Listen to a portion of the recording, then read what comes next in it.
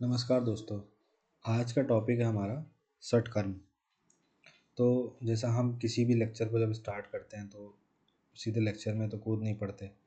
तो उसके लिए क्या करते हैं कि एक बैकग्राउंड बनाते हैं, ठीक, ताकि उस पर हम ये समझ सकें कि जिस टॉपिक को हम पढ़ रहे हैं, सबसे पहली बात तो हम आयुष पढ़ रहे हैं। आयुष के अंतर्गत हम योगा पढ़ रहे हैं। योगा के अंदर जैसे हमने अष्टांग योग देख लिया, फिर योगा के ही अंदर अब हम सटकर्म देखेंगे। इसके बाद जो और दूसरे टॉपिक हैं जैसे मुद्रा वगैरह बचा हुआ है। मुद्रा का मतलब करेंसी वाला नहीं, ठीक। मुद्रा का मतलब जो हम आसन लगाते हैं, जिस अवस्था में बैठते हैं, उसकी बात चल रही है। तो अगर हम इसको सटकर्म का एक बार बैकग्राउंड जानने की कोशिश करें, सटकर्म लिटरली में है क्या, कैसे इवॉल्व हुआ, कैसे यहाँ तक पहुँचा, तो सटकर्म का सबसे जो प्राचीन जो उल्लेख है वो यौगिक ग्रंथों में मिलता है, खासकर हठ योग प्रदीपिका में। हठ योग प्रदीपिका में हमको इसकी जानकारी मिलती है, जो कि 15th सेंचुरी में स्वामी स्व, एक स्वामी थे, स्वात्मा राम, इन्हें ने लिखा था, ठीक। इस ग्रंथ में सटकर्म को योग साधना की पहली सीढ़ी बताया गया है। मतलब आप जब योग करना प्रारंभ करेंगे तो उसको प्रारंभ करने के पूर्व की पहली सीढ़ी कौन है? सटकर्म, जिसमें शरीर और मन को शुद्ध किया जाता है ताकि योग और ध्यान की गहरी अवस्था में जाया जा सके, ठीक है। हठ योग के महान योगी जैसे गुरु गोरखनाथ और मत्स्येंद्रनाथ, इन्होंने भी सटकर्म को अनिवार्य बताया। इनका मानना था कि बिना शारीरिक और मानसिक शुद्धि के प्राण को नियंत्रित करना और आत्मा को साक्षात्कार करना मतलब संभव ही नहीं है, ठीक है। मतलब अपने प्राण को, शरीर को कंट्रोल करना और आत्मा का साक्षात्कार करना, उससे मिलना संभव ही नहीं है। सटकर्म उन योगियों के लिए डिजाइन किया गया था जो गुप्त और कठिन योग मार्ग पर चल रहे थे, जैसे कि गुफाओं में रहना, अलग अलग देशों में भ्रमण करना और अपने शरीर को प्राकृतिक दुष्प्रभाव से बचाना। इसलिए इन क्रियाओं में प्रैक्टिकलिटी और डिसिप्लिन दोनों था। तो सटकर्म कैसे इवॉल्व हुआ? 15th सेंचुरी में इस पे ग्रंथ लिखा गया, ठीक है, हठ योग प्रदीपिका करके।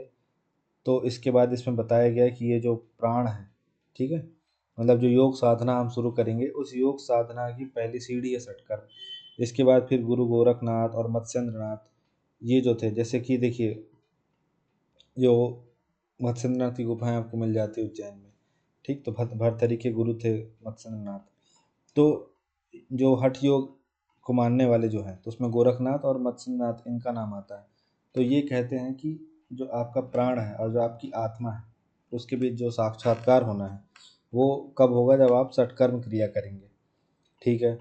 फिर उसके बाद अगर हम देखें प्रैक्टिकली रूप से, तो आज भी बिहार स्कूल ऑफ योगा, पतंजलि योगपीठ और कई योग इंस्टीट्यूट जो हैं, इन क्रियाओं को सिखाते हैं, क्योंकि ये मॉडर्न लाइफस्टाइल में भी बहुत रेलिवेंट है। जैसे जिसको साइनस, एसिडिटी, स्ट्रेस, कॉन्स्टिपेशन, ऐसे रोग हैं, तो नेचुरल क्योर के रूप में काम करती है। बट ये तो देख लिया हमने, पर एग्जैक्टली में है क्या? तो सटकर्म जो है, जिसे सट क्रिया भी कहते हैं, योग का एक अत्यंत महत्वपूर्ण और प्राचीन अंग है। समझ रहे हैं आप? इसके बाद इसमें ये बोलता है कि जो सट है, सट का अर्थ है छह और कर्म का अर्थ है क्रिया। इसलिए सटकर्म का मतलब है छह यौगिक क्लिनजिंग टेक्निक। जैसे हमने पंचकर्म देखा था, तो 5 प्लस कर्म, तो 5 क्रियाएं। ऐसे यहाँ पे सटकर्म 6 क्रियाएं। 5 क्रियाएं आयुर्वेद वाले में था, 6 क्रियाएं सटकर्म जो है योगा वाले में है। ये शरीर के अंदर की गंदगी और विकार, इनको दूर करता है, ठीक है।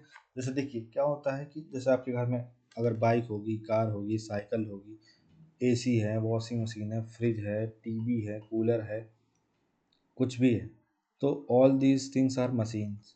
तो इन्हें सर्विसिंग की ज़रूरत पड़ती है ना। आप अपनी गाड़ी सर्विसिंग में ले जाते हैं तो क्या क्या करता है? पूरे ब्रेक ऑयल चेक करेगा, इंजन ऑयल चेक करेगा, ठीक है, सारे डोर्स अच्छे से लग रहे हैं कि नहीं लग रहे हैं, ये सब जो बेसिक सर्जरी बोल रहा हूँ, सर्विसिंग में होगा, वो सब चीज़ें होगा। तो सेम ऐसे ही जो हमारा शरीर है, जो हम अटरम सटरम खाते रहते हैं, कुछ भी खाते रहते हैं, किसी भी टाइम पे कुछ भी खाते रहते हैं, तो इन सब के सेवन से जो हमारा शरीर है वो कैसा होता जा रहा है, उसको वो डिमांड कर रहा है सर्विसिंग की, पर हम उसको सर्विसिंग क्या, हम उसको मतलब कुछ अच्छा तो खा भी नहीं रहे हैं, प्लस जो गंदा खा ले रहे हैं उसके लिए भी अपने शरीर की सफाई नहीं कर रहे हैं। मतलब सोचिए, योग ने, आयुर्वेद में ये बताया है कि जो शरीर के अंदर है उसकी सफाई हम कैसे करें। मतलब शरीर के बाहर की सफाई तो आप कर लेंगे, पेडिक्योर, मैनिक्योर, वैक्सिंग, थ्रेडिंग, बाल कटा करके, ठीक है, नेल एक्सटेंशन करा करके, नेल कटिंग करा करके, नेल पॉलिश लगा करके, सब कुछ करके तो आप अपना एक्सटर्नल संवार लेंगे। Body wash, shampoo, conditioner, serum, ठीक, सब यूज करके एक्सटर्नल तो संवर जाएंगे, पर इंटरनल सर्विसिंग कैसे होगी। तो वो जो इंटरनल सर्विसिंग है, तो जैसे पंचकर्म में आयुर्वेद बताता है, ऐसे ही षटकर्म में योग बताता है। तो जब हम सोचते हैं ना कि यार मैं मेडिटेशन करने बैठता हूँ तो बहुत उल जुलूल ख्याल आते हैं। तो उल जुलूल ख्याल इसलिए आते हैं कि जब आप मेडिटेशन करने बैठते हैं तो आप, पहली बात तो ये है कि जो एक्सटर्नल है, एक्सटर्नल रूप से ही अभी सही नहीं है। कैसे सही नहीं है, मतलब कि ढेर सारे आपके अंदर थॉट्स चलते हैं। क्यों चलते हैं? एक तो आप ना नहाते धोते हैं, ठीक है, नहा धो भी रहे हैं तो टाइम से नहा धो नहीं रहे हैं, ठीक है, 2 दिन में 1 बार नहा लिए तो नहा लिए, ठीक है, अच्छा खाना नहीं खा रहे हैं, ठीक है, खा भी रहे हैं तो इतना एक्सेसिव फूड खा रहे हैं कि रात भर खाना पेट में ही पड़ा है। अब वो किसी भी तरीके से आपको एकाग्र कर ही नहीं पाएगा। जब आपको एकाग्र कर ही नहीं पाएगा तो आप कहीं भी ध्यान लगाना चाहेंगे, नहीं लगेगा, क्योंकि आपकी इंद्री जो है, या आपका जो शरीर है, जो आपका दिमाग है, वो सारा काम क्या कर रहा है कि वो जो अनडाइजेस्टेड फूड पड़ा हुआ है उसी पे ध्यान लगा रहा है अपना।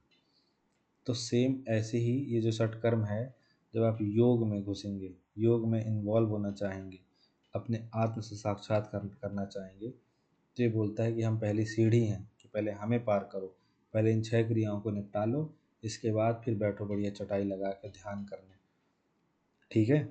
तो इस 6 क्रिया में सबसे पहले आपको नेति मिलेगा, दूसरा धौती मिलेगा, तीसरा बस्ती मिलेगा, चौथा नौली मिलेगा, पांचवा कपाल भाती मिलेगा और छठवां त्राटक मिलेगा। तो एक एक करके देखते हैं। नेति जो है ये क्या होता है, धोती ये क्या होता है, बस्ती क्या होता है, नौली क्या होता है, कपाल भाती क्या होता है, त्राटक क्या होता है। अब कपाल भाती तो आप बाबा रामदेव को सबने देखा होगा, ठीक है, तो जो अपना वो जो पेट ऐसे ऐसे ऐसे घुमाते हैं, ठीक है, वो कपिल शर्मा शो में आए होंगे तो आपने देखा होगा। इसके अलावा जो त्राटक है, तो इस त्राटक को तो आप यहीं से देख के समझ सकते हैं कि कवि क्या कहना चाह रहा है या करना क्या चाह रही है दीदी, ठीक है। तो अब हम समझते हैं एक एक करके कि जितने सारी चीज़ें हैं ये है क्या ओवरऑल, ठीक। तो जो नीति है आपका, नीति का मतलब ये है कि नाक की सफाई करना, ठीक। जैसे दिख रहा ना, ये दीदी यहाँ से एक नाक एक छिद्र में डाल के दूसरे छिद्र से निकाल रही हैं, तो ये नीति है। आगे एक्सप्लेन कर दूंगा सब, में सबकी विधियाँ हैं, कैसे करते हैं, लाभ क्या है। बस एक बेसिक समझ लीजिए कि अगर लेट सपोज 7, देखिए 7 मार्कर में आ गया तो क्या करना, एक डेफिनेशन लिख देना बढ़िया सी षटकर्म की, फिर उसके बाद ये भी लिख लेना हठ योग प्रदीपिका में इसका वर्णन है। फिर ये भी लिख देना कि मत्स्येंद्र नाथ और जो आपके गुरु गोरखनाथ, साथ ही भरथरी जो हैं, वो भी इसके क्या थे, फॉलोवर्स थे, इसको उन्होंने फॉलो किया, पूरा किया। फिर इसके बाद ये इस तरीके से सर्कल बना देना, या फिर सर्कल नहीं बनाना तो ऐसे लिख देना, नेति में करते हैं, धौती में करते हैं, बस्ती में करते हैं, नौली में करते हैं, कपाल भाती में करते हैं, त्राटक में करते हैं। या फिर ऐसे करिएगा कि ये विधि ना अपनाते हुए एक अच्छी विधि बताता हूँ।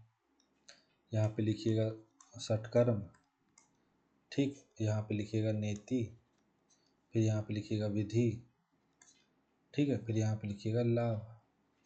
तो ये 6 बिंदु कवर हो जाएंगे आपके, ठीक है। और एक दो लाइन में ये हो जाएगा तो आप ये पेज तो पूरा मिल ही रहा है, तो आपका 7 मार्कर अच्छे से लिखा जाएगा।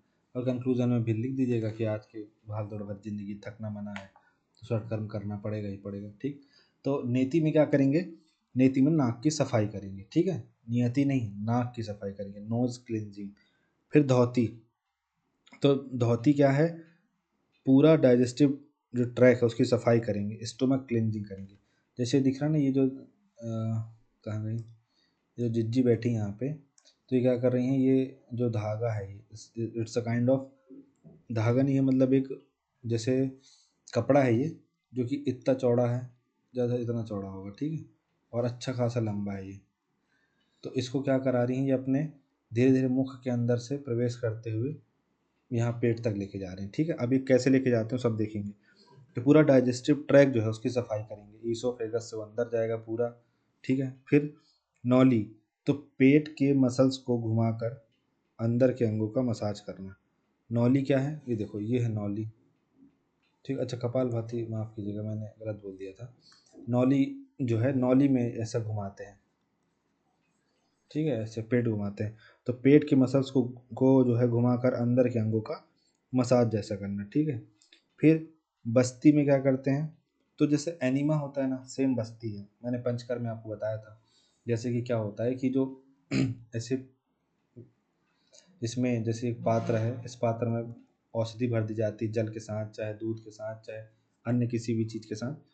फिर उसके बाद क्या होता है कि जो व्यक्ति है जिसको बस्ती करना है, एनीमा करना है, वो जो इंडियन स्टाइल में टॉयलेट में बैठते हैं वैसे वो बैठ जाता है, और फिर अपने गुदा द्वार में इस एक मतलब सीरिंज टाइप सा होता है, इक्विपमेंट्स होता है, उसको प्रवेश कराता है, और फिर ये चीज़ जो है गुदा द्वार से उसके पेट के अंदर तक प्रवेश कर जाती है, नाभि तक प्रवेश कर जाती है। और फिर उसके बाद कुछ देर बाद क्या होता है, उसको प्रेशर बनता है और उसका फिर मल त्याग होता है, और जो भी यहाँ अंदर की सफाई थी वो सब बाहर निकल जाती है, ठीक। तो ये एनीमा जैसी है, बस्ती है। इसके बाद कपालभाति, तो कपालभाति क्या है, श्वास के द्वारा स्कल और ब्रेन की सफाई करना। मतलब कपालभाति में जैसे एक होता है कि अंदर गहरी सांस ले ली, चार जैसे अंदर गहरी सांस लेके भर ली 4-5 सेकंड तक, फिर इसको रोक के रखें, फिर इसको धीरे धीरे धीरे धीरे धीरे धीरे रिलीज करते गए। तो इससे क्या होता है, जो स्कल है और जो ब्रेन है उसकी सफाई करना है। एक्चुअली में क्या है, हमें ओवर थिंकिंग या हमें जो स्ट्रेस एंजाइटी सब होता है, इन सब का मेनली ज़्यादातर रीजन होता है लैक ऑफ ऑक्सीजन। तो हमें क्या करना है, जब भी कभी ऐसा स्ट्रेस हो, एंजाइटी हो, तो बहुत तेज तेज जैसे डीप ब्रीथिंग करना। तो डीप ब्रीथिंग करने के लिए इसलिए बोलते हैं ताकि जो अल्फा सेल्स होती हैं माइंड में, जब हम ऑक्सीजन्स लेते हैं तो वो क्या है, काम करना शुरू कर देती हैं। या फिर हम भ्रामरी आसन करना चाहिए, जो कि बहुत ईजी होता है, आप देख सकते हैं उसको, यूट्यूब में आपको मिल जाएगा। कान बंद कर लेना है अपने अंगूठों से, फिर अपने 2 उंगलियों से अपनी आँखों को बंद कर लेना है, फिर उसके बाद नोज़ को बंद कर लेना है, फिर एक जो सबसे छोटी वाली फिंगर है उसको अपने ठुड्डी पे रख लेना है, ठीक है। और उसके बाद फिर अच्छे से इनहेल करना है सांस को, और फिर एक्सहेल करना है ओम के साउंड के साथ, या जिस तरीके से आप करें। तो इस सब चीज़ों से स्ट्रेस रिलीज़ होता है, इन सब चीज़ों से एंजाइटी रिलीज़ होती है, ठीक। तो कपालभाति क्या होगा, जो सांस के द्वारा स्कल और ब्रेन की सफाई करना। तो गहरी सांस अंदर भरेंगे, फिर धीरे धीरे छोड़ेंगे ऐसा। फिर त्राटक होता है, तो एक बिंदु या ज्योत पर दृष्टि टिकाकर मन को केंद्रित करना।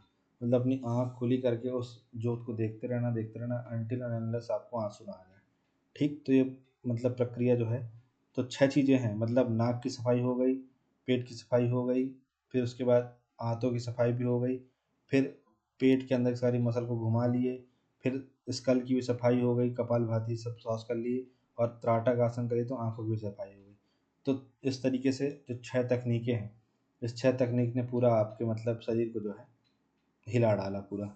अब आगे इन सब की विधियां हैं जो कि हमें देखना है, ठीक। अरे भाई साहब पीछे क्यों जा रहे हैं। अब यहाँ पे थोड़ा सा थ्योरेटिकल देख लीजिए, इतना बोरिंग फेस तो आता ही है। सटकर्म शब्द की उत्पत्ति सट और कर्म इन दो शब्दों के मेल से हुई। सट का अर्थ है 6, कर्म का अर्थ है कार्य। इस प्रकार सटकर्म का अर्थ हुआ 6 कार्य 6 क्रियाएं। यहाँ पर सटकर्म का अर्थ ऐसे 6 विशेष कर्मों या कार्यों या क्रियाओं से हैं जिनके द्वारा शरीर की शुद्धि होती है। हठयोग प्रदीपिका में इन 6 प्रकार के शुद्धि कर्मों को सटकर्म कहते हैं, ठीक है। उद्देश्य क्या है इसका, शरीर को मजबूत, स्वच्छ और स्वस्थ रखना, विषाक्त पदार्थों और शरीर में प्राण के प्रवाह को अवरुद्ध करने वाली चीज़ों को हटाना, शरीर को आंतरिक रूप से शुद्ध करना, शरीर हेतु प्राणायाम और ध्यान अभ्यास को आसान बनाना, शरीर को व्याकुलता, असुविधा या थकान से दूर रखना, ये इसका उद्देश्य है। शरीर को मजबूत, स्वस्थ रखना, ठीक है। डिटॉक्सिफिकेशन करना, ठीक है। इंटरनल रूप से शुद्ध करना, ठीक है। प्राणायाम और ध्यान अभ्यास को आसान बनाना, ठीक है। व्याकुलता, असुविधा, थकान से दूर रखना शरीर को, ठीक है। तो ये सब अच्छा अच्छा सब लिख दीजिए, सब करेगा। षटकर्म में क्या क्रिया बता दी मैंने, नौली बता दी, उदर के अंतर्गत अवयवों की सफाई होगी, धौती बता दी, पेट के ऊपर की जीर्ण कोश की सफाई होगी, नेति बता दी, कंठ से लेकर नासारंध्र तक की सफाई होना, बस्ती में नीचे की जीर्ण कोश की सफाई होना, त्राटक में आंखों की सफाई होना, कपालभाति में नीचे की श्वास नली की सफाई होना, ठीक है। हटाओ ये सब, अब आते हैं मुख्य मुद्दे पे। अब देखिए, अब आपको आएगा यहाँ पे मज़ा। कैसे मज़ा आएगा कि आपको जब इसमें अच्छी अच्छी चीज़ जानने को मिलेगी। जैसे देखिए, षटकर्म में सबसे पहले हम देखते हैं नौली, ठीक है। पेट की मांसपेशियों का मुड़ना यहाँ पे लिखा हुआ है। तो वो नीति से हमने चालू किया था, लेकिन यहाँ पे नौली के बारे में देखते हैं, ठीक है। तो पेट को पूरी तेज गति के साथ दोनों तरफ, तो नौली में क्या करते हैं, पेट की मांसपेशियों का मुड़ना ये रहता है। अब देखिए क्या होता है, पेट को पूरी तेज गति के साथ दोनों तरफ दाएं से बाएं व बाएं से दाएं घुमाना नौली क्रिया कहलाती है, ठीक है। घेरण संहिता में इसे लौलिकी कहा जाता है। ये सब छोड़ दीजिए, आप यहाँ पे लिख, ये षटकर्म लिखा है, षटकर्म पहला आपका आ गया नौली। इसमें करना क्या होता है, आप लिख दीजिए, पेट को पूरी तेज गति के साथ दोनों तरफ दाएं से बाएं व बाएं से दाएं घुमाना नौली क्रिया कहलाता है। देखिए आप इन सब के वीडियो देख लीजिएगा एक बार, कैसे यूट्यूब में जो करते हुए, तो आपको और अच्छे से स्पष्ट हो जाएगा, और घर में खुद भी कर लीजिएगा, करने का ट्राई करना। लाभ क्या होगा, योग का मानना है कि अधिकांश बीमारियों की उत्पत्ति पाचन तंत्र से होती है। नौली सबसे अच्छे व्यायामों में से एक है, क्योंकि यह पूरे पाचन तंत्र को उत्तेजित और कंट्रोल करता है। पाचन अग्नि में सुधार और पाचन में मदद करता है, कब्ज को दूर करने में मदद करता है, और बवासीर की समस्या को दूर करता है। आंतों में जमा हुए विषैले पदार्थों को बाहर निकालता है। नौली पेट की मांसपेशियों को मजबूत करती है और आंतों व निचले पेट के अंगों की मालिश करती है। यह रक्तचाप को कंट्रोल करता है और मधुमेह के खिलाफ एक निवारक प्रभाव उत्पन्न करता है। हृदय में जलन और त्वचा रोगों में सहायक है दूर करने में, ठीक है। तो देखिए, जैसे कि हम अपने सो के उठते हैं कभी कभी, तो हम क्या करते हैं, अपने बढ़िया जो हाथ है हमारा ना, तो उसको बढ़िया घुमाते हैं पूरा, ठीक है। पैर को बढ़िया झटक लेते हैं तो ठीक ठाक लगता है। तो लेकिन आंतों को कैसे झटकोगे आप, ठीक है। अब आपके जो पेंक्रियाज एक जगह पे रखा हुआ है, लीवर रखा हुआ, उसको कैसे हिलाएंगे डुलाएंगे। तो ये जो नौली है ना, ये पूरा मतलब अंदर से हिला डालेगा पूरे एरिया को, ठीक है। तो नौली में क्या है, घुमाना है पूरा पेट, ठीक है। फिर धौती है, अब ये भाई सबसे खतरनाक, एनिमा से भी खतरनाक ये लगता है। देखो इसमें क्या है, गीले कपड़े की एक पट्टी है, ये दूसरा हो गया। तो गीले कपड़े की एक पट्टी जो है, तो जो 4 अंगुल चौड़ी, ठीक है, और 15 हाथ 14 मीटर लंबी हो, उसे गुरुओं के निर्देशानुसार दृढ़ता से निगला जाए और फिर बाहर निकाला जाए। इस कर्म को धौती के नाम से जाना जाता है, ठीक है। धोती के अनेक प्रकार बताए गए हैं, जो आप ज़्यादा परेशान ना होइए। एक होता है वमन धोती, एक वस्त्र, एक दंड धोती, एक वारिसार धोती, एक लघु शंख प्रक्षालन और एक शंख प्रक्षालन। देखिए ये बाकी सब तो छोड़ दीजिए, बाकी जो वस्त्र धोती है, ये भाई वस्त्र धोती कर रहा है। और जो वमन धोती होता है, उसमें क्या होता है, व्यक्ति को कुछ ऐसा पदार्थ खिलाया जाता है जिससे उसको वॉमिटिंग होती है। तो जो हमने पंचकर्म में वमन विरेचन पढ़ा था, तो वमन जो है वही वाला है ये, ठीक। तो आपको क्या करना है, ये जो बता रहा है वस्त्र धोती है, तो इसमें क्या होता है, ये धीरे धीरे इसको क्या करेगा, पहले अंदर निकलता जाएगा, ठीक है। तो जब अंदर निकल निकल जाएगा इसको, तो ये जो कपड़ा पूरा अंदर चला जाएगा। तो जब बाहर ये इसको निकाला जाएगा, तो इस कपड़े में जो जिन जिन भागों से होता हुआ कपड़ा बाहर आएगा, तो उन उन जगह की विषाक्त पदार्थों को पूरा मुंह से बाहर निकाल देगा ये। तो मुंह के द्वारा जो पेट की, शरीर की जो गंदगी है, उसको बाहर निकालना, ठीक है। अब ये आपके गुदा द्वार तक तो जाएगा नहीं ना, तो ऐसा नहीं कि वहाँ से मल आ जाएगा। ये पेट की जो आंत है, पेट की आंत बोल रहा हूँ, जो इसोफेगस है, जो अमाशय है, जो पेंक्रियाज है, इन जगहों पे जो कुछ जमा हुआ है, वो सब बाहर आ जाएगा। अब ये देखिए, इसमें डिस्क्रिप्शन ये है कि एक शुद्धिकरण अभ्यास है, जिसको एलिमेंट्री कैनाल और मुख्य रूप से पेट की सफाई इसलिए उपयोग किया जाता है। पाचन तंत्र से जुड़े रोग जैसे अरुचि, खट्टी डकार, पेट फूलना, जोड़ों में दर्द जैसे समस्याएं, ये सब दूर होती है इससे। जहरीली खाद्य पदार्थों को निकालने के लिए श्रेष्ठ है ये। पेट की समस्त नाड़ी एवं मांसपेशियों को ताकत मिलती है एवं वह उत्तेजित होती हैं, जिससे अन्य अंगों की कार्यशक्ति बढ़ती है। पाचन तंत्र से उत्पन्न होने वाले पाचक रस उचित मात्रा में बढ़ते हैं एवं पोषण की प्राप्ति होती है। इस प्रक्रिया से पाचन तंत्र से उत्पन्न होने वाली बीमारियों से बचाव होता है, जैसे अपच, अम्ल पित्त इत्यादि। ठीक है। धौती के बाद नेति क्रिया। अब देखिए, धौती समझ गए आप, नौली समझ गए, पेट को घुमाना। धौती समझ गए, गीले कपड़े की एक पट्टी को अपने शरीर के अंदर प्रवेश कराते जाना है, उसको धीरे धीरे बाहर निकालना है, तो जो पेट की गंदगी है सब बाहर आ जाएगी, लाभ अच्छा ही अच्छा होगा। नेति क्रिया, नेति मतलब होता है नाक की सफाई करना। ठीक है। इसका प्रकार क्या है? इसमें नेति क्रिया के विभिन्न प्रकार जैसे जल नेति, सूत्र नेति, रबड़ नेति, घृत यानी घी नेति, दूध नेति, ये सब शामिल है। ठीक है। इसका डायग्राम नहीं बना क्या? मैं आपको इसका डायग्राम बना के देता हूँ, 2 मिनट मेरे को, मतलब बस अब इस लेक्चर के स्टार्ट अंत में दे दूंगा आपको मैं। तो नाक की सफाई हो रही है, इसके इतने सारे प्रकार हैं। जल नेति, देखिए अगर इसको आप सेवन मार्कर में भी अगर ये आ गया ना, तो आप बना सकते हैं। कैसे? देखिए, नेति क्रिया लिख दीजिए सबसे पहले षटकर्म की परिभाषा। ठीक है। षटकर्म, षटकर्म क्या होता है? षटकर्म योग के अंदर एक प्राचीन पद्धति है जिसको जिसमें 6 क्रियाएं शामिल होती हैं और जिसके द्वारा जो शरीर की शुद्धि की जाती है ताकि योग साधना में लीन हुआ जा सके। ठीक। फिर षटकर्म के अंतर्गत जो जो 6 चीज़ें आती हैं बता दो। ठीक है। नेति, नौली, धौली, बस्ती, ये सब बता दो। इसके बाद आप नेति को बताइए, नेति क्या होता है? तो नेति मतलब नाक की सफाई करना। ठीक है। ये मार्कर कहाँ गुम जाता है यार। ठीक। तो नेति का मतलब होता है नाक की सफाई करना। अच्छा, अब नाक की सफाई करने के प्रकार यहाँ बता दिए। तो भाई, जल जल के द्वारा कर लिए, फिर सूत्र के द्वारा कर लिए, सूत्र मतलब धागा। ठीक है। रबड़ के द्वारा कर लिए, इसके बाद घृत के द्वारा कर लिए, इसके बाद दूध के द्वारा कर लिए। तो ये सब 5 प्रकार होते हैं इसके। अब इसमें दिया जैसे जल नीति है, कॉमन है जो जल नीति, इसका मतलब है कि हम जल से सफाई करेंगे। अब इसकी प्रक्रिया होगी। ठीक है। तो विशेष रूप के बर्तनों की ज़रूरत पड़ती है। एक बर्तन होता है, जैसे आपने देखा होगा, जैसे कि ये एक पात्र है, जैसे ये एक होता है ना, जैसे ये केटली होता है। ठीक है। तो ऐसे ही एक पात्र होता है, उसमें ऐसे निकला रहता है, पर वो भिन्न प्रकार से निकला होता है, मतलब इसी तरीके से वो भी निकला होता है। और उसको हम क्या करते हैं, जैसे कि नेति घड़ा होता है, तो 1 लीटर साफ गुनगुना उसमें जल ले लेते हैं, आधा चम्मच उसमें नमक का मिश्रण डाल लेते हैं। ठीक है। इसके बाद टब या तौलिया आदि ये ले लेते हैं। जल नेति के तरीके को 3 चरणों में प्रदर्शित करते हैं। पहले चरण में रोगी को अपने एक नासा छिद्र से जल को ऊपर चढ़ाते हुए अपनी दूसरी नासा छिद्र से बाहर निकालना पड़ता है।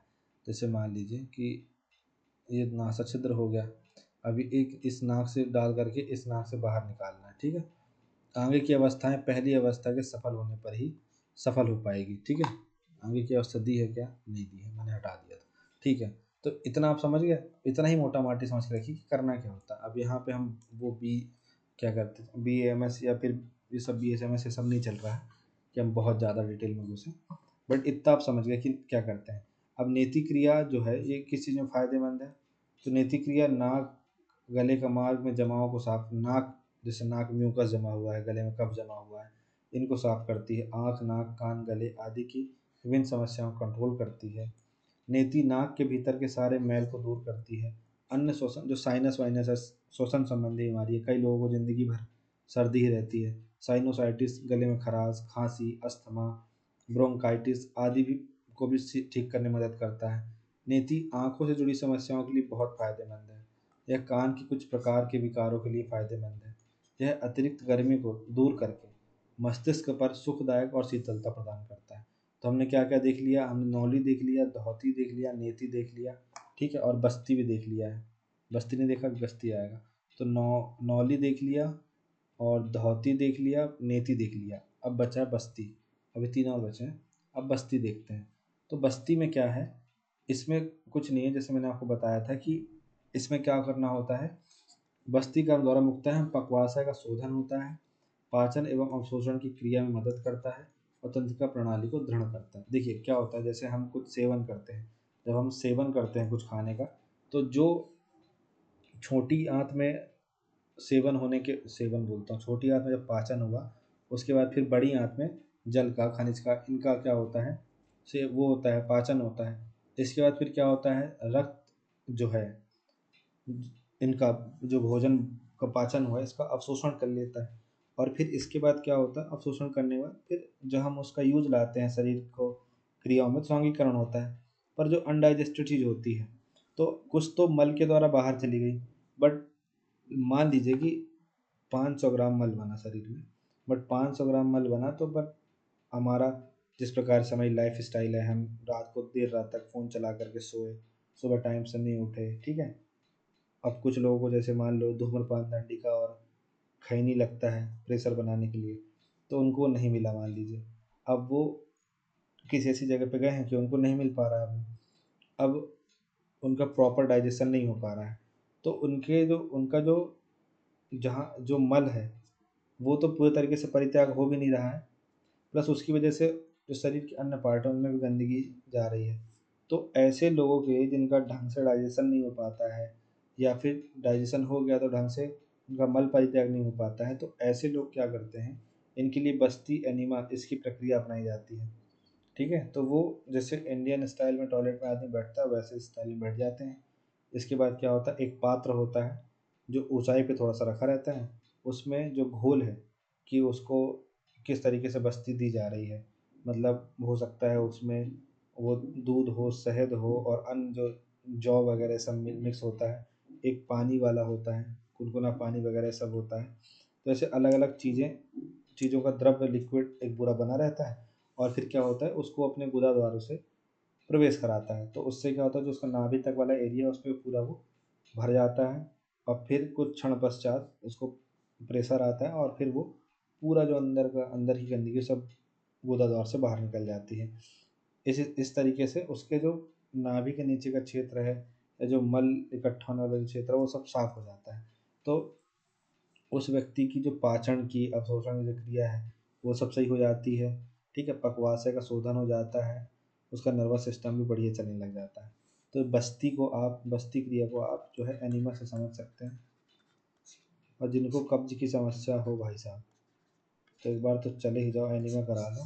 ज़्यादा पैसा नहीं लगता है, 100-200 रुपये में हो जाता है। ठीक है, तो 3-4 दिन की छोटी गोल्ड बंद करके बस्ती क्रिया करा लो, मज़ा आ जाएगा। ठीक, अब आते हैं त्राटक में। तो अब अगर आपको ताड़ना ही है तो आप मोमबत्ती को ताड़ो। ठीक है, तो मैं तो ये कहूँगा। तो त्राटक अर्थ है एक लक्ष्य पर लंबे समय के लिए देखना। ठीक है, त्राटक प्रक्रिया में वस्तु को तब तक देखना जब तक वह वस्तु बंद नेत्र से स्पष्ट ना होने लगे। ठीक है, त्राटक का निरंतर अभ्यास मन को एकाग्रचित करने में सहायक होता है। आप करके देखना, मैं तो करता हूँ इसको, इतना फ़ायदा मिलता है कि मतलब आप जो बेकार की चीज़ें ना, उन सब को आप इग्नोर कर सकते हैं बहुत आसानी से। तो इससे फ़ायदा क्या होता है, इससे आँखों की रोशनी बढ़ती है।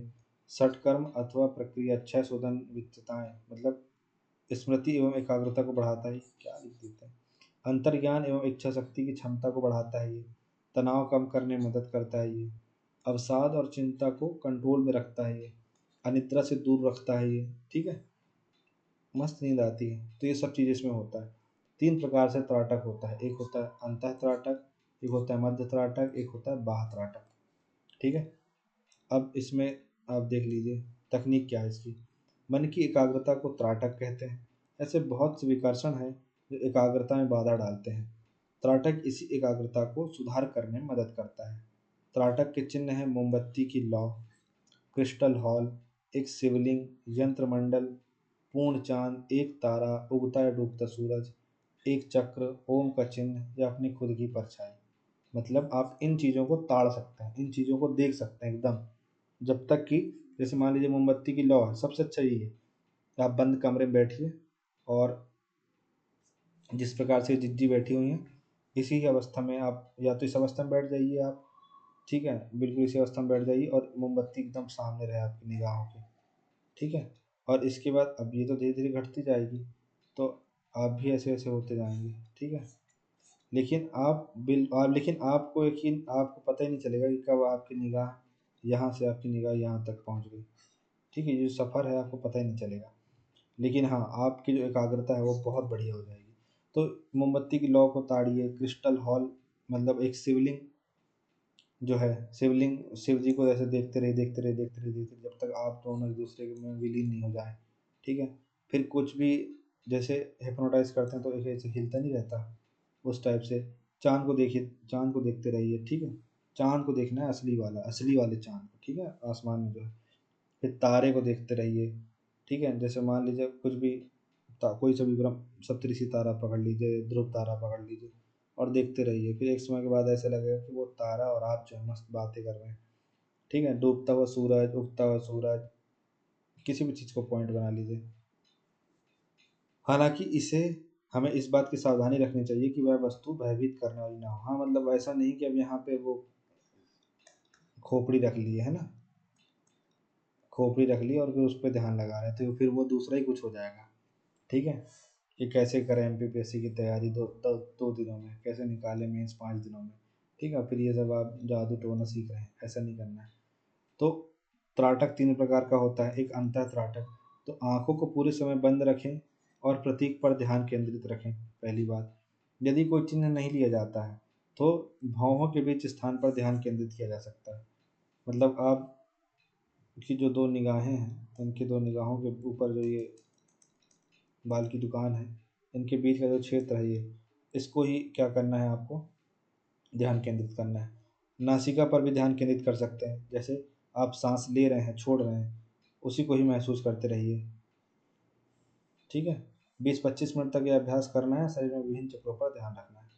ठीक है, अब मध्य त्राटक क्या होता है भाई साहब?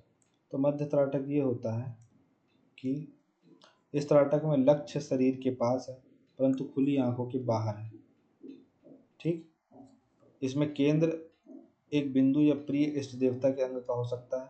इसमें ध्यान केंद्रित किसी एरंड तेल की लौ या गाय के घी की लौ पर कर सकते हैं, इसे ज्योति त्राटक कहते हैं। ठीक है, तीसरा है बाह त्राटक। इसका अभ्यास अंधकार वाले कमरे में करना चाहिए, जो कीड़ों से मुक्त हो। हाथ की लंबाई पर एक मोमबत्ती रखी हो। इसका अभ्यास दूर स्थित वस्तु जैसे चांद या पेड़ पर भी कर सकते हैं। शरीर को आराम दे, आंखों को बंद करें, शांत रहें। अब आंखें खोल कर, ठीक है, लौ के मध्य, मतलब जो लौ है उसके मध्य भाग को देखें। जितनी देर तक देख सकते हैं उसे देखें, बिना पलक झपकाए और बिना आंखों पर तनाव दिए, जब तक आंखों से पानी ना आने लगे। इस अभ्यास को करते करते धीरे धीरे बढ़ा सकते हैं। और आंखों का बाहरी वस्तु केंद्रित होने का जो लक्ष्य है, आंतरिक दृष्टि को जगाना, जो आंखों की क्रियाओं को ना करने से रुक गई है। मतलब भाई साहब, कुल जमा ये ध्यान रखना है आपको। तो आपको ये ध्यान रखना है, जो 3 त्राटक मैंने बताए, तो पहले वाले में जो अंतः त्राटक है, इसमें हम किसी भी ऑब्जेक्ट को नहीं देख रहे हैं, किसी भी चीज़ को नहीं रखे हुए हैं। हम बस क्या कर रहे हैं, सिर्फ आंखों को पूरे समय बंद करके रखे हुए हैं और कोई चिन्ह नहीं लिया गया है। जो हमारी भौहें हैं, हमने उसी पर ही ध्यान केंद्रित करके रखा हुआ है। जो नासिका है, जो सांस ले रहे हैं, आ रही है, जा रही है, उसी पर ही ध्यान केंद्रित करके रखे हैं। दूसरा है मध्य त्राटक। इसमें लक्ष्य शरीर के पास है परंतु खुली आंखों के बाहर है। इसमें केंद्र एक बिंदु या प्रिय इष्ट देवता के अंग का हो सकता है, जैसे शिवलिंग वगैरह हो गया, ऐसा रख लिया आपने। ठीक है, और इसमें ध्यान केंद्रित किसी तेल की लौ या गाय के घी की लौ पर कर सकता है, जिसे ज्योति त्राटक कहते हैं। ठीक है, फिर अगला है बाह त्राटक, जिसे कहते हैं लॉन्ग डिस्टेंस रिलेशनशिप, नहीं, लॉन्ग डिस्टेंस, ये बाह त्राटक का नाम है। इसका अभ्यास है, एक अंधकार वाला कमरा कर लो, जैसे ये वाला मैं आपको करने बोल रहा हूँ, आप इसको करिए। जैसे आप अपने रूम पे भी रहते हैं, घर पे रहते हैं, कहीं भी रहते हैं, बढ़िया कमरा बंद करिए। ठीक है, किसी को बताइए नहीं कर रहे हैं, बोलेंगे सारा जादू टोना कर रहा है। ठीक, घर वाले परेशान हो जाएंगे, भाई क्या कर रहे हो तुम, पढ़ाई लिखाई करो। तो बढ़िया कमरा बंद कर लो। ठीक है, पलथी मार के बैठ जाओ बढ़िया अच्छे से आसन में। ठीक है, फिर उसके बाद बढ़िया बैठने के बाद क्या करो, सामने मोमबत्ती जला लो और उसको निहारते रहो बड़े खुली आंखों से। और जब तक देखते रहो, जब तक तुम्हारा और उसका मिलन ना हो जाए, मतलब मोमबत्ती का और तुम्हारी निगाहों का एकदम मिलन ना हो जाए, तब तक देखते रहो बिना पलक झपकाए। ठीक है, जैसे भोला राम में घूमते हुए देखते हो। तो ये सब करते रहोगे तो एकदम आप जो है मतलब मज़ा ही आ जाएगा, मतलब फिर kapalbhati, skull shining breathing technique. अगर आपको अपना खोपड़ा चमकाना है, मतलब जो आपका फोरहेड है ये बढ़िया चमकाना है, टैनिंग लेस करना है, मतलब पहले तो सनस्क्रीन लगाना शुरू करो यार, इधर का कालापन हटाओ, है ना। तो बढ़िया मतलब अगर इसको चमकाना है तो जैसे दिखता है ना कि कई लोग बोलते हैं कि कितना तेज है उसके चेहरे पे, जैसे मोदी जी को देखो भाई कितना तेज दिखता है। ठीक है, तेज मतलब तेज चल रही है वाला तेज नहीं, तेज मतलब कि यहाँ पे ऐसा लगता है कितना प्रकाशमान विराजमान है, यहाँ पे 100 वाट का बल्ब जल रहा है ऐसा वाला। तो कपाल का अर्थ है माथा और भांति का अर्थ है चमकना। तो जो माथा है उसका चमकना कैसे, तो प्राणायाम करेंगे जब हम, सांस लेने एवं छोड़ने की प्रक्रिया, कपालभाति को माथा चमकाने की तकनीक कहते हैं। ठीक, जिसमें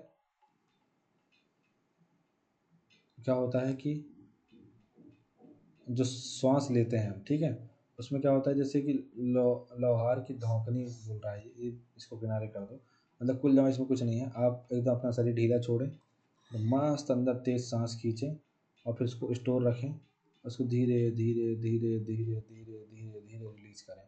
ठीक है, इस तरीके से बार बार करते रहें, आपको कपालभाति जो है आने लग जाएगा। तो स्वस्थ शरीर कपाल के तेज चमक से पहचाना जाता है। इस प्रक्रिया के निरंतर अभ्यास से तेज की प्राप्ति होती है। इस प्रक्रिया से न केवल बाहरी कपाल बल्कि व्यक्ति बुद्धिजीवी भी होता है। ठीक है, तो चेहरे को तेज प्रदान करता है। इसके अभ्यास से हृदय एवं मस्तिष्क स्वस्थ रहते हैं। शरीर वजन कम करने में लाभकारी होता है, पाचन तंत्र को कंट्रोल रखता है, श्वास नली को साफ करता है। ठीक है, तो ये जो है तमाम चीज़ें हमने इसमें पूरा देख लिया है। तो षटकर्म क्या होता है, जो षटकर्म है उसमें 6 चीज़ें शामिल हैं आपकी। कौन कौन सी चीज़ें शामिल हैं षटकर्म में आपकी, इसके पहले षटकर्म है क्या, तो षटकर्म एक 6 क्रिया है जो हठ योग प्रदीपिका में हमको देखने के उसके बारे में जानने को मिलता है। इसके अलावा जो मत्स्येंद्र नाथ हैं, इसके अलावा जो गोरखनाथ हैं, इन्होंने षटकर्म को बहुत प्रमोट किया है। षटकर्म के अंतर्गत 6 क्रियाएँ शामिल हैं जिसमें नौली, नेति, धौती, ठीक है, इसके अलावा आपका बस्ती, इसके अलावा आपका आपका क्या कहना चाहिए त्राटक, कपालभाति, ये सब चीज़ें शामिल हैं। ठीक, इसका उद्देश्य ये है कि आपके शरीर को मजबूत रखती है, विषाक्त पदार्थों को शरीर से बाहर निकालती है। ठीक है, और आपके दिमाग को एकाग्रचित्त बनाती है। ठीक है, अब देखिए क्या क्या होता है, नेति, धौती, बस्ती, नौली, कपालभाति, त्राटक, ये 6 क्रियाएं होती हैं, इसको षटकर्म बोलते हैं। तो आई होप सो आपको ये समझ में आया होगा। तो thank you so much for watching this video, have a nice day.